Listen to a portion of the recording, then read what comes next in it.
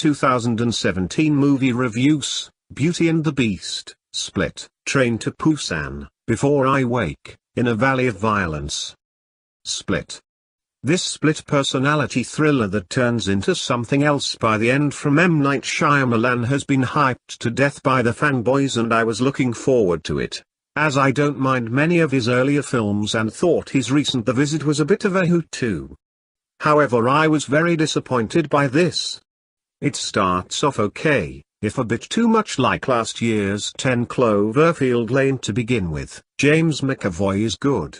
The lead actress is good and very pretty, but it all kind of turns into a bit of a mush, and the shock ending doesn't really do much to stir my interest, given I always thought the film this film turns out to be connected to was a bit of a bore as well. This was the first film I saw this year, and it didn't exactly get 2017 off to the greatest of starts. I give this a rather disappointed and thoroughly mediocre D. In a Valley of Violence. Ethan Hawke is a loner, bar his loyal dog, who drifts into a run-down little town in the Old West where a jackass picks a fight with him for no apparent reason, only to come off the worse for it. The jackass turns out to be the son of the town marshal, John Travolta, who sends him on his way with no real hard feelings. But said jackass just can't let it be, and together with his mates ambush Hawke, kill his dog and leave him for dead. As anyone who's seen John Wick will attest, bad idea. Soon Hawke is on his way back to town, and he's not leaving until everyone involved is dead, including the marshal if he gets in his way. Karen Gillan co-stars in this largely unremarkable but still pretty watchable and entertaining enough Western revenge thriller that I give a B. Train to Busan. A workaholic, distant father is taking his little girl on a bullet train to see her mother, his ex-wife, when a zombie outbreak kicks off. Hate it when that happens, and they soon find themselves on an express train ride to hell. This is an exciting and scary South Korean action horror, though it perhaps goes on a bit too long and doesn't quite live up to the hype it's been given. Perhaps it's just me, but the somewhat unnecessary deaths of several of the sympathetic characters near the end kind of made me emotionally disconnect from the film a tad, which is a bit unfortunate.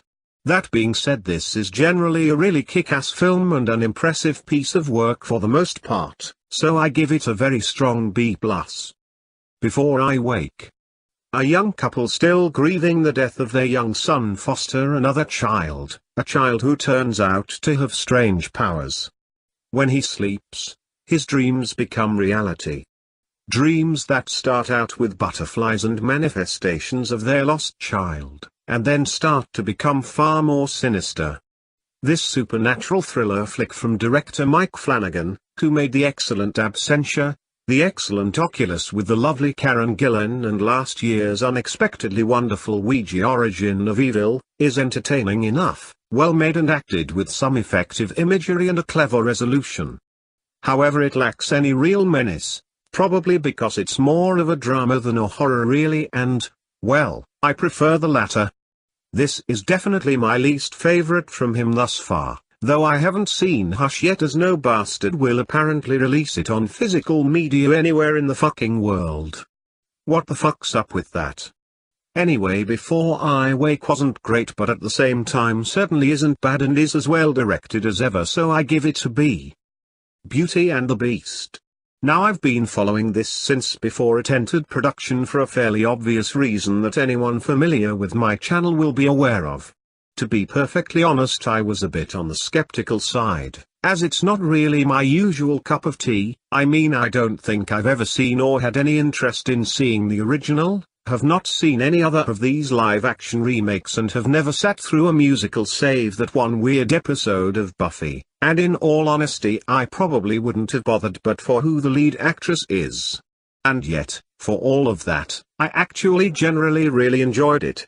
One or two of the songs had my rolling my eyes and went on a bit too long, but for the most part it was really, really fun.